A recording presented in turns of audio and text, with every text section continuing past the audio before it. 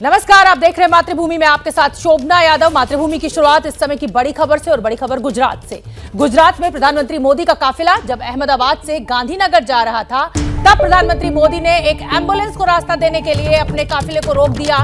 इस घटना की तस्वीरें भी एबीपी न्यूज पर मौजूद हैं। प्रधानमंत्री मोदी इस वक्त गुजरात के 2 दिवसीय दौरे पर हैं। आज सुबह उन्होंने मेट्रो का उद्घाटन भी किया। आज जब उनका ये काफिला निकल रहा था उसी समय एक एम्बुलेंस के सायरन की आवाज प्रधानमंत्री के कानों में पड़ी और उसके बाद उन्होंने अपने काफिले को एक साइड रुकवा दिया और उस एम्बुलेंस को जाने का रास्ता दिया। ये तस्वीरें उस समय की जब प्रधानमंत्री नरेंद्र मोदी ने अपने काफिले को रुकवाया और गांधीनगर वो जा रहे थे। अहमदाबाद से गांधीनगर का ये रास्ता जिस बीच में प्रधानमंत्री नरेंद्र मोदी थे और उसके बाद एक एम्बुलेंस के सायरन की आवाज सुनकर प्रधानमंत्री नरेंद्र मोदी ने इस एम्बुलेंस को आगे बढ़ने का रास्ता दिया।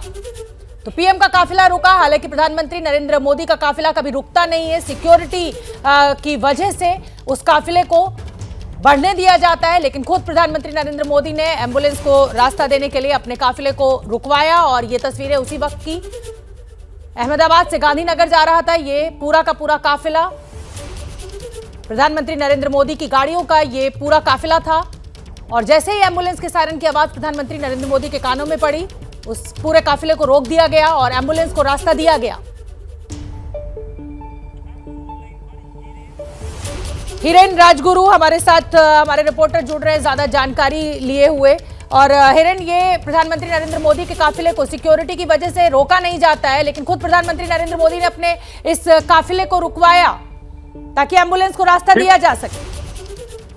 जी बिल्कुल, देखा जाए तो एक प्रोटोकॉल रहता है जहां से पीएम गुजरने वाले होते हैं वहां पे ये सिक्योरिटी के हिसाब से कोई भी व्हीकल वहां से गुजर नहीं सकता। लेकिन आज ऐसा देखने को मिला अहमदाबाद में जहां पे थलतेज विस्तार में पीएम की एक रैली थी, सभा थी। तो सभा को संबोधित करते हुए वो गांधीनगर जा रहे थे राजभवन की ओर। एसजी हाईवे बोला जाता है इसको, सरखेज गांधीनगर हाईवे, वहां से गुजर रहे थे और देखा तो एक एम्बुलेंस पीछे से आ रही थी। प्रधानमंत्री ने ना केवल उसको रास्ता दिया लेकिन अपना जो पूरा काफिला था वो पूरा काफिला रोक दिया, एम्बुलेंस को आगे जाने दिया। जब एम्बुलेंस थोड़ी और दूर आगे निकल गई उसके बाद प्रधानमंत्री ने अपना जो काफिला है वो आगे की ओर बढ़ाया। वैष्णो देवी सर्कल इस जगह को बोलते हैं जहां से थोड़े ही आगे निकले थे प्रधानमंत्री और ये एम्बुलेंस पीछे से आ रही थी। एम्बुलेंस का सायरन सुनाई दिया। उसी वक्त प्रधानमंत्री ने अपना जो पूरा काफिला 8 गाड़ी का जो काफिला था वो काफिला वहां पे रुकवा दिया, एम्बुलेंस को आगे जाने दिया और उसके बाद उन्होंने इशारा किया कि अपना काफिला आगे बढ़ाए। बहुत बहुत धन्यवाद हिरेन राजगुरु ये पूरी जानकारी देने के लिए। तो प्रधानमंत्री नरेंद्र मोदी ने आज अपने काफिले को रोक दिया गया। हालांकि प्रोटोकॉल होती है, प्रधानमंत्री के काफिले को रोका नहीं जा सकता सुरक्षा की वजहों से, लेकिन एक एम्बुलेंस को क्योंकि रास्ता देना था तो खुद प्रधानमंत्री नरेंद्र मोदी ने इस काफिले को रोका। मातृभूमि में अगली खबर का रुख करेंगे और खबर कांग्रेस से जुड़ी हुई। कांग्रेस के नए अध्यक्ष पद की रेस में कौन कौन होगा इसे लेकर पिछले 2 हफ्तों से चल रहे सस्पेंस पर अब ब्रेक लग गया है। दोपहर 3 बजे तक पर्चा भरने का आखिरी समय था। अध्यक्ष पद के लिए जिन उम्मीदवारों ने पर्चा भरा है उनका नाम अब साफ हो चुका है, यानी सस्पेंस से अब पर्दा हट गया है। ये 3 तस्वीरें आपके सामने। झारखंड के पूर्व मंत्री का नाम केएन त्रिपाठी, हालांकि इस सस्पेंस में बिल्कुल नया है। पहले कहा जा रहा था कि अशोक गहलोत बनेंगे, फिर दिग्विजय सिंह, फिर ये कहा गया कि गांधी परिवार की पसंद है मल्लिकार्जुन खड़गे वो बनेंगे और शशि थरूर। तो कांग्रेस के सबसे वरिष्ठ नेताओं में से एक मल्लिकार्जुन खड़गे ने कांग्रेस अध्यक्ष पद के लिए पर्चा भर दिया है। इसके अलावा कांग्रेस के सांसद शशि थरूर भी अध्यक्ष पद के लिए पर्चा भर चुके हैं। इसके अलावा जिस तीसरे शख्स का मैं जिक्र कर रही थी कि जिन्होंने पर्चा भरा है वो झारखंड सरकार में पूर्व मंत्री रह चुके हैं, केएन त्रिपाठी। यानी अब त्रिकोणीय मुकाबला होगा। इन 3 लोगों में से कोई एक कांग्रेस का नया अध्यक्ष बनेगा। हालांकि इस रेस में जीत मल्लिकार्जुन खड़गे की तय मानी जा रही है। शशि थरूर और केएन त्रिपाठी कमजोर प्रत्याशी के तौर पर देखे जा रहे हैं। मैं जो लड़ाई हमेशा लड़ते हुए आया हूं और लड़ना चाहता हूं कि कांग्रेस पार्टी के जो उसूल है, जो आइडियोलॉजी है, उस आइडियोलॉजी के साथ मैं बचपन से जुड़ा हूं। जब मैं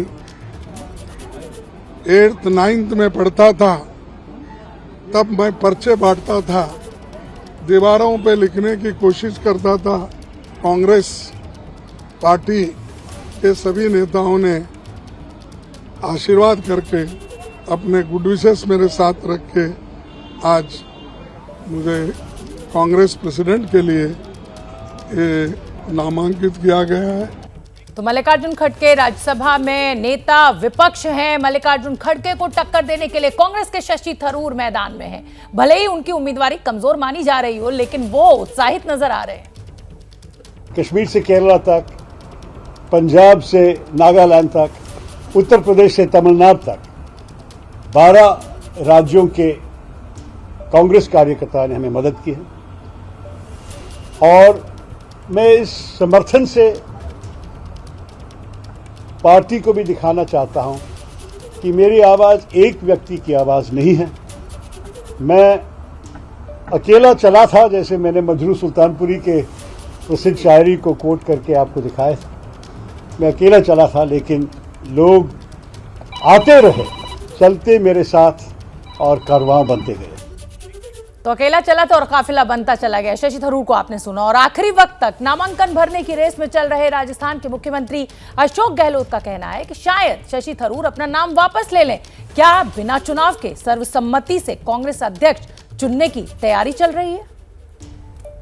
देखा अभी फॉर्म भरते वक्त में अति उत्साह है सब कार्यकर्ताओं में, नेताओं में, सीनियर जूनियर सब लोग साथ थे। और खड़गे साहब के अनुभव का लाभ पूरा मुल्क को मिलेगा, पूरे कांग्रेस को मिलेगा। हमें इस बात में बहुत खुशी है।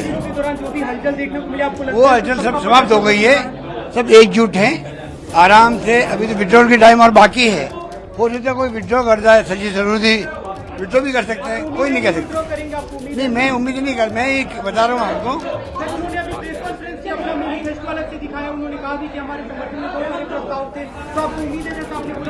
मैं मानता हूँ कि जो भी फैसला सीनियर्स ने किया है मिलकर के, खड़गे साहब को खड़ा किया है, सबने मिलकर खड़ा किया है, वो कामयाब होंगे।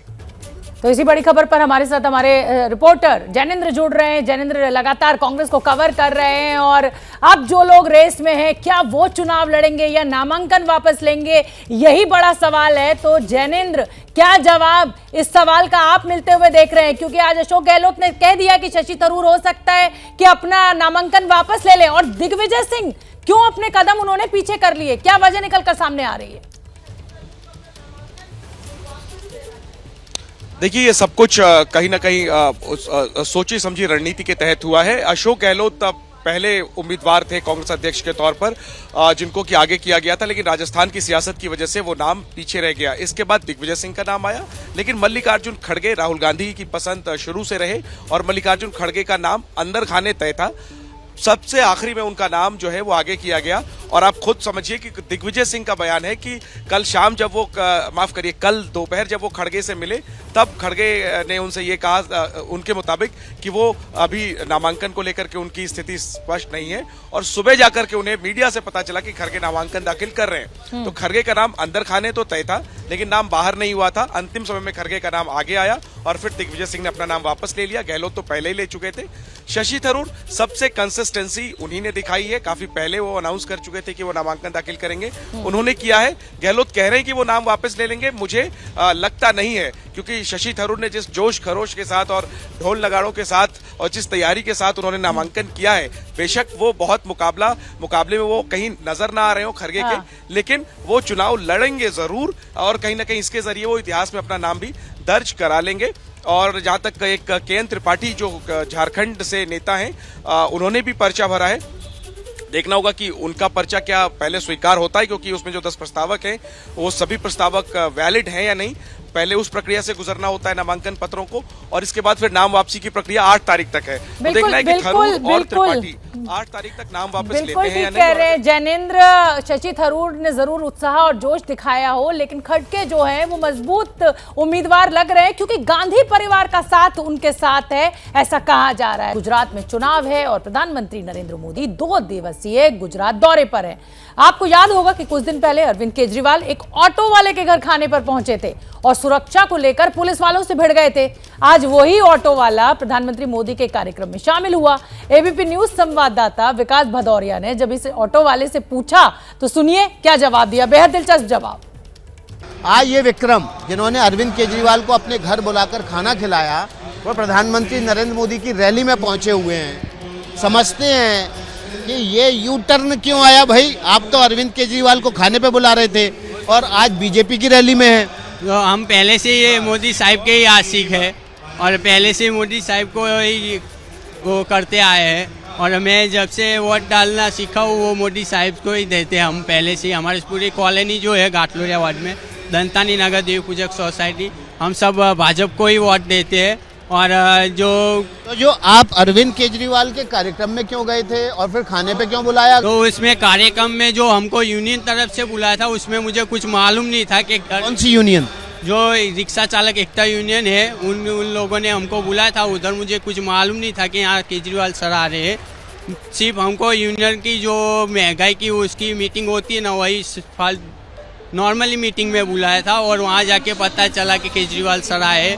तो हमारे यूनियन वालों ने सबने डिसाइड किया कि सब बोलेंगे, और खाना खाने के लिए मुझे बोला गया था तो मैंने खाना खाने के लिए बोला और आमंत्रण दिया, बस उतना ही है, बाकी कुछ है नहीं उसमें। और बाकी तो जो हम भाजपा के लिए करते आए वो करते ही रहेंगे। हमारे लिए जो भाजपा वाले करते हैं, सभी जो लॉकडाउन में किट दिया है, सभी काम। आज भी क्या आप यूनियन के ऑटो रिक्शा चालक यूनियन के कहने पर आए हैं? नहीं, आज मैं अपनी खुद की मर्जी से आया हूँ, और खुद की मर्जी से ही मैं शामिल हुआ हूँ इधर। तो देखिए, केजरीवाल साहब को खाना खिलाया है लेकिन वोट मोदी जी को देंगे। बहुत बहुत धन्यवाद विकास का, जो विकास ने हमें ये बातचीत सुनवाई। तो चलिए आगे बढ़ते हैं और मातृभूमि में अब बात करेंगे एक विवादित यूनिवर्सिटी की। मोहम्मद अली जौहर भारतीय स्वतंत्रता आंदोलन के एक बड़े सेनानी थे। उन्हीं के नाम पर रामपुर में एक यूनिवर्सिटी बनाई गई, लेकिन आज मौलाना मोहम्मद अली जौहर जिंदा होते तो उन्हें अपने नाम पर बने इस विश्वविद्यालय पर शर्म जरूर आती। ये यूनिवर्सिटी समाजवादी पार्टी के नेता आजम खान ने बनवाई है। आजम खान पर यूनिवर्सिटी बनाने के लिए जमीन हड़पने से लेकर रामपुर से बहुत सा साजो सामान चोरी करने तक का आरोप लगा है। करीब करीब 90 केसेस आजम खान के ऊपर चल रहे हैं। आजम खान ने आज तक किसी भी टीवी चैनल को यूनिवर्सिटी के अंदर नहीं प्रवेश करने दिया, लेकिन पहली बार एबीपी न्यूज के संवाददाता अभिषेक उपाध्याय इस यूनिवर्सिटी के अंदर पहुंचे और यकीन मानिए उनके कैमरे में बहुत ही सनसनीखेज रिपोर्ट कैद हुई है। आपको बहुत कुछ दिखेगा, इस पूरी रिपोर्ट को ध्यान से देखिए।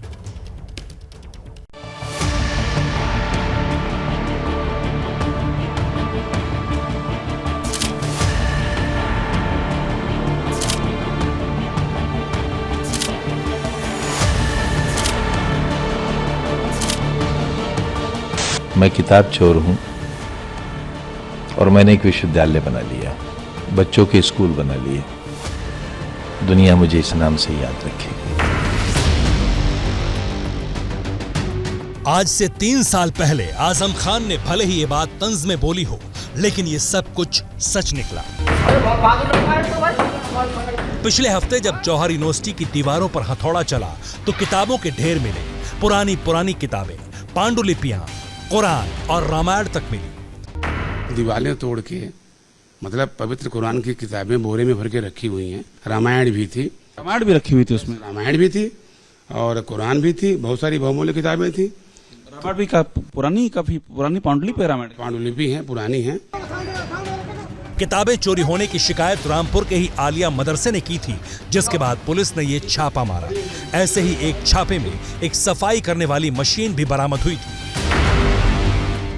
मशीन रामपुर नगर निगम की थी, लेकिन जब सरकार आजम खान की थी तो मशीन यूनिवर्सिटी की सफाई में लगा दी गई और बाद में गायब कर दी गई। शिकायत पर जमीन की खुदाई हुई तो पूरी मशीन बरामद हुई। लोग शिकायत कर रहे थे, अभी भी कर रहे हैं कि हमारी तमाम चीज़ों का नाम लेना ठीक नहीं है, हमारी बहुमूल्य चीज़ें वहाँ मिलेंगी। मतलब मीडिया के साथ दिन के उजाले में हमने वहाँ पे जांच कराई, इंक्वायरी कराई, तो खुदाई कराई। खुदाई में मशीन मिली, इतनी बड़ी मशीन आप बताओ, किसी की भी हो, सरकारी मशीन है, मिली और फिर उसको वो कहते हैं मेरी नहीं है। उनकी पत्नी ने कहा कि नहीं है उनकी, उनके पत्नी ने कहा मेरी नहीं है, नगर पालिका की थी, मुझे पता था। जितना भी संभव होता पता किया गया तो गाजियाबाद से सप्लाई हुई थी। लेकिन खेल सिर्फ इतना नहीं है। आजम खान की इस यूनिवर्सिटी में बहुत कुछ छिपा हुआ है, बहुत से बहुमूल्य सामान है।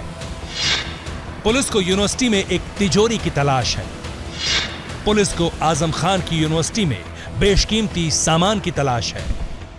बहुमूल्य आर्टिकल्स हैं, तमाम चीजें हैं, वो सब वहाँ पे शिकायतें हैं। ऐसी किसी शिकायत पे गए जहां आपको कुछ चीजें मिली हैं, ये भी एक सच है। अच्छा देखो, जब चीजें वहाँ मिल रही हैं, आपके घर में चीजें मिल रही हैं, आपके संस्थान मिल रही हैं, तो डाउट तो होता है ना, है कि नहीं? आपका करेक्टर बताता है। माननीय न्यायालय से अनुरोध किया है, वो हमें अगर इजाजत देगा तो हम जाएंगे। रामपुर पुलिस अदालत के फैसले का इंतजार कर रही है और उसी के बाद वो आजम खान की यूनिवर्सिटी में तलाशी अभियान शुरू करेगी। लेकिन उससे पहले ही आज एबीपी न्यूज आजम खान की इस अदृश्य दुनिया में पहुंच गया। इससे पहले आजम खान ने मीडिया के कैमरों को अपने दफ्तर के आगे कभी नहीं आने दिया, लेकिन आज पहली बार एबीपी न्यूज संवाददाता अभिषेक उपाध्याय मोहम्मद अली जौहर यूनिवर्सिटी के चप्पे चप्पे तक पहुंचे। पहली बार आपको आज आजम खान की विंटेज कारें दिखेंगी। पहली बार आजम खान की अदृश्य दुनिया दिखेगी। आज पहली बार आपको इस विश्वविद्यालय के अंदर बनी सुपरमार्केट दिखाई देगी। आज पहली बार हम आपको इस विश्वविद्यालय में पढ़ने वाले छात्रों के विचार बताएंगे और ये भी दिखाएंगे कि कैसे उनके चांसलर के जेल जाने या पुलिस के इतने सारे केस होने से क्या फर्क पड़ा। तो चलिए शुरू करते हैं आजम खान की जौहर यूनिवर्सिटी का सफर। ये रामपुर की मोहम्मद अली जौहर यूनिवर्सिटी है और समय जैसे जैसे बीत रहा है वैसे वैसे इस यूनिवर्सिटी की शक्ल में बदलाव होता दिखाई पड़ रहा। अभी का जो ताजा बदलाव है वो यहाँ पर है पुलिस की तैनाती से। देखिए यहाँ पर दरवाजे पर पुलिस तैनात हो गई है और जो भी कोई अंदर जाने की कोशिश कर रहा है उसको पहले पुलिस की पूछताछ से गुजरना पड़ रहा। और ऐसा इसलिए है क्योंकि इस रामपुर के मोहम्मद अली जौहर विश्वविद्यालय में कुछ ऐसी चीजें मिली हैं जो बेहद ही बहुमूल्य हैं और जिनके तार एक आपराधिक साजिश से जुड़े हुए बताए जा रहे हैं। यूनिवर्सिटी में दाखिल होते ही सबसे पहले हमारी मुलाकात इस यूनिवर्सिटी के vice chancellor doctor Mohammad Arif से हुई। आरिफ साहब के साथ और भी टीचर्स थे। हमने उनसे यही पूछा कि सारी कानूनी लड़ाई का असर यूनिवर्सिटी के छात्रों पर तो नहीं पड़ रहा।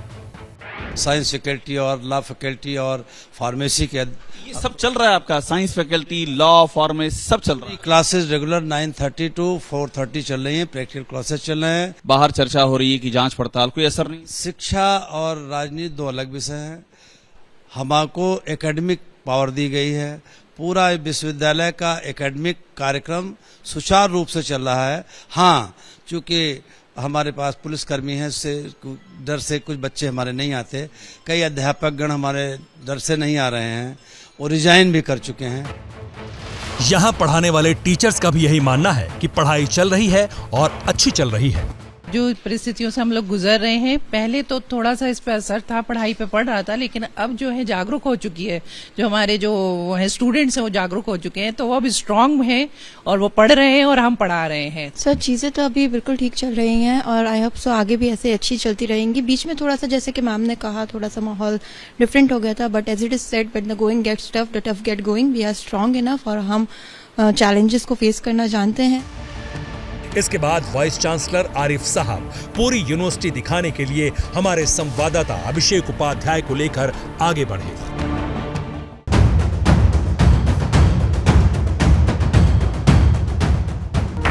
यूनिवर्सिटी के वीसी साहब हमें एक एक करके इस विश्वविद्यालय में अलग अलग डिपार्टमेंट में ले गए और सबसे पहले हम पहुंचे फार्मेसी फैकल्टी में, जहां बाहर पुलिस का पहरा था। मकसद सिर्फ एक था, यहां से कोई भी सामान को बाहर ना ले जा सके। किसी के आने जाने पर रोक नहीं? नहीं, अभी कोई रोक नहीं है। आप लोग देख रेख कर रहे हैं कि कुछ यहाँ सामान बाहर ना जाए? हाँ, बस सामान बाहर ना जाए। ये महत्वपूर्ण बात बताइए इन्होंने, एक सामान बाहर ना जा पाए, ये देख रेख यहाँ पर कर रहे हैं। और हम चलते हैं इस फैकल्टी ऑफ फार्मेसी में, अली जौहर विश्वविद्यालय का। आखिर क्या यहाँ पर ऐसा दबा हुआ है, वो बहुमूल्य चीज क्या है, उसकी तलाश लगातार जारी है।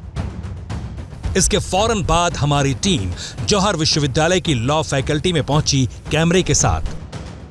मौलाना अली जौहर विश्वविद्यालय में ये देखिए इंसाफ का तराजू है और ये इंसाफ का जो तराजू है इस समय जबरदस्त चर्चा में इसी इंसाफ की बात हो रही है कि जो दो पलड़े हैं उन पलड़ों में कौन सा पलड़ा भारी है और किसके फेवर में भारी है, इंसाफ हो रहा है कि नहीं हो रहा है, और वो कहाँ हैं वो बहुमूल्य चीजें जिसकी बात हो रही है। देखिए हम आपको दिखा रहे हैं, ये पूरी सामने की जो बिल्डिंग है ये थियोलॉजी की है, यहाँ पर धर्म और दर्शन की पढ़ाई होती है।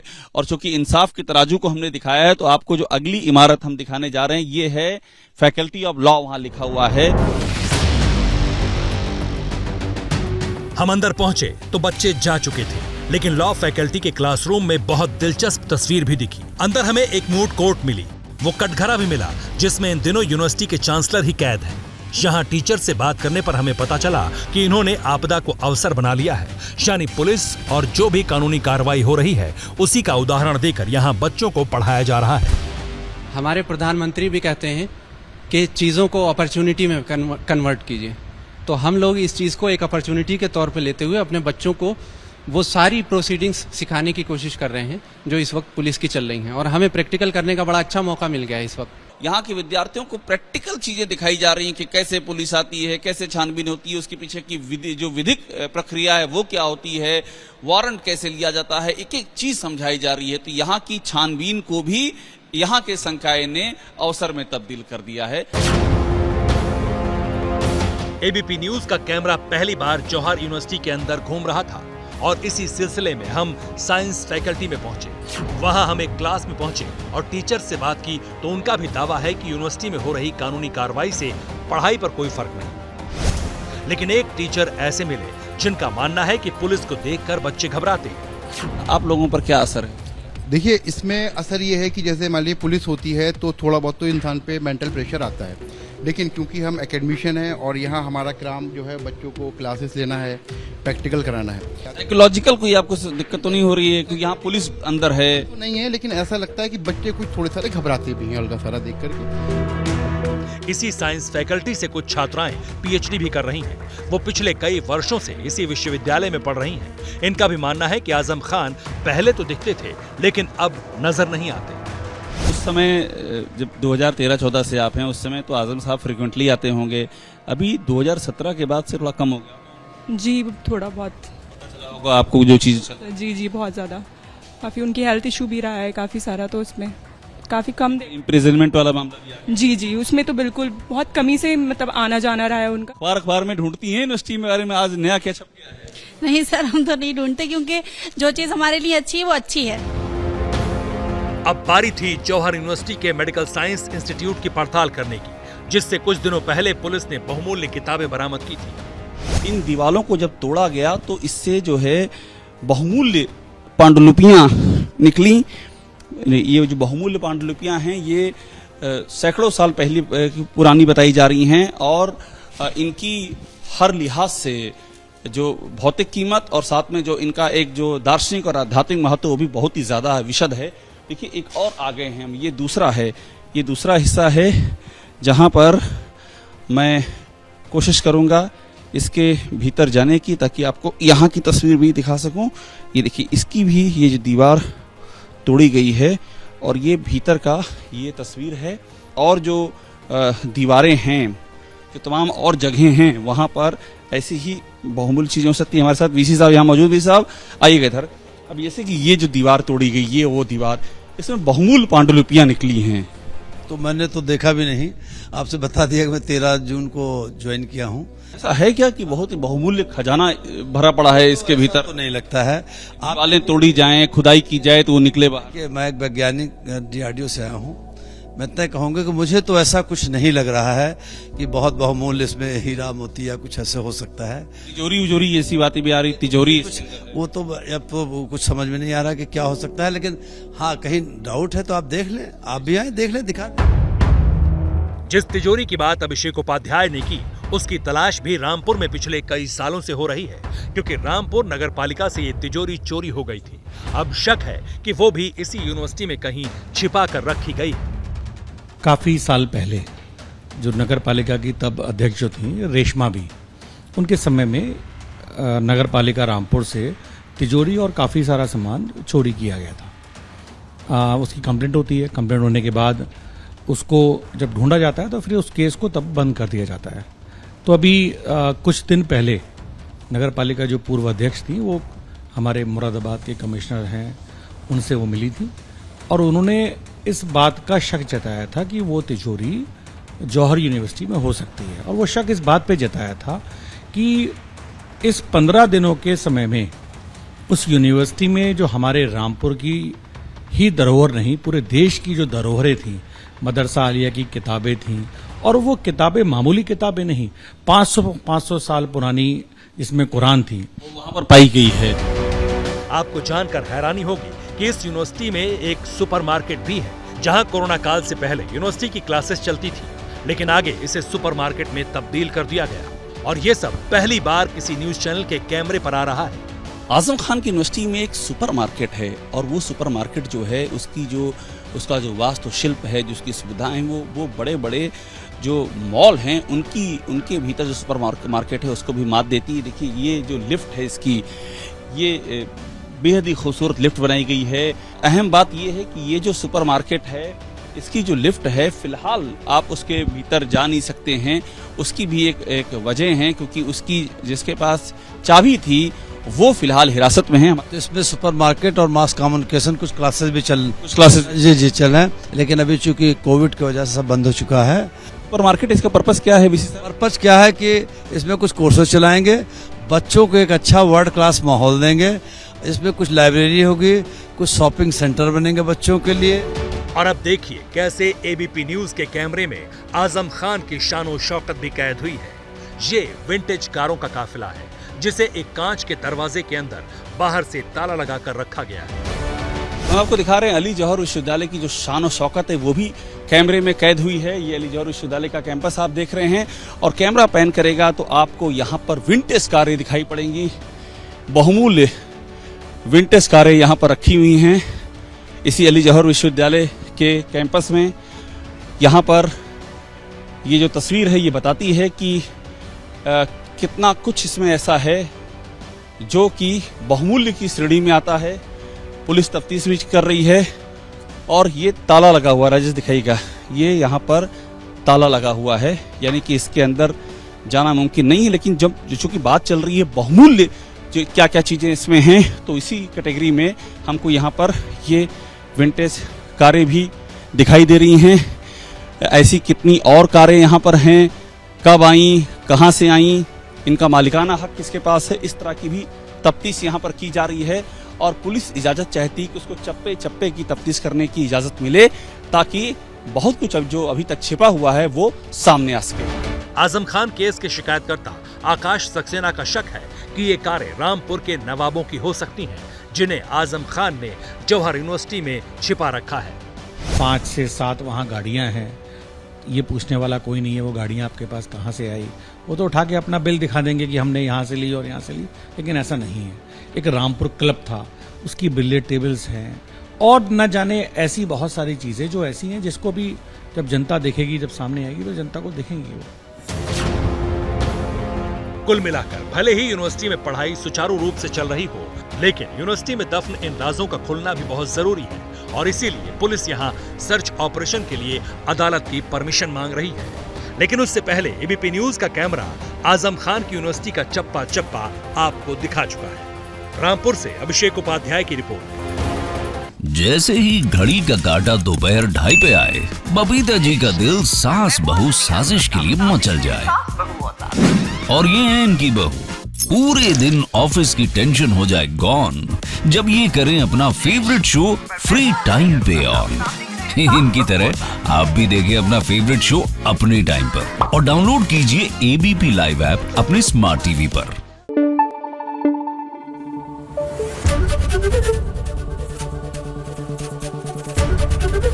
एबीपी न्यूज आपको रखे आगे।